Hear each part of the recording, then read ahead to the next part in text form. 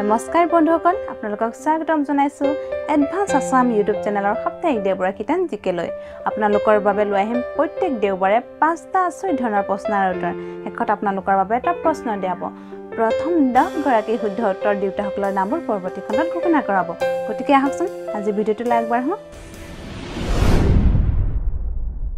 প্ৰতিটো প্ৰশ্নৰ পাছতে 5 সেকেন্ড সময় দিয়া হ'ব আৰু এইখিনি সময়ৰ ভিতৰতে আপোনালোকৰ উত্তৰটো কমেন্ট কৰি জনাবচোন আৰু যদি সময়ৰ প্ৰয়োজন হয় তেন্তে ভিডিওটো পজ কৰি ল'ব 1 নম্বৰ প্ৰশ্নটো হৈছে কোনবিধ পক্ষীয়ে গাখীৰৰ পৰা পানীবোৰ বেলেগ কৰিব পাৰে উত্তৰটো কমেন্ট কৰি জনাবচোন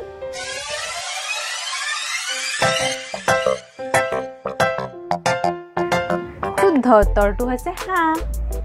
2 নম্বৰ প্ৰশ্নটো হৈছে মিছা কথা ক'লে মানুহৰ কোনটো অংগ গৰম হয় উত্তৰটো যদি জানে কমেন্ট কৰি জনাবচোন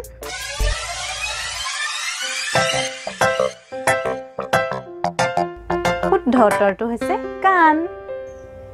3 নম্বৰ প্ৰশ্নটো হৈছে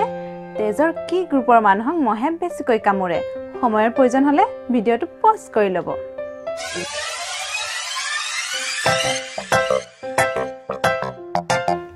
উত্তৰটো হৈছে তেজৰ অ গ্ৰুপৰ মানুহক মহে বেছিকৈ কামুৰে 4 নম্বৰ প্ৰশ্নটো হৈছে পাবজি ফুল মিনিং কি আপোনালোকে তো খেলিয়ে থাকে নিশ্চয় ইয়াৰ উত্তৰটো জানে কমেন্ট কৰি জনাবচোন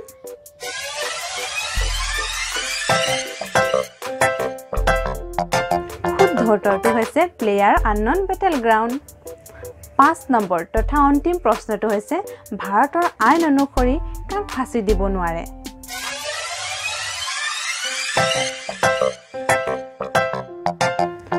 উত্তৰটো হৈছে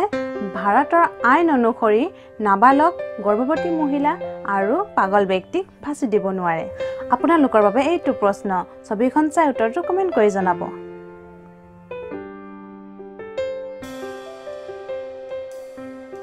প্ৰথম 10 গৰাকী শুদ্ধ উত্তৰ দিউতাসকলৰ নামবোৰ পৰৱৰ্তী খণ্ডত ঘোষণা কৰা হ'ব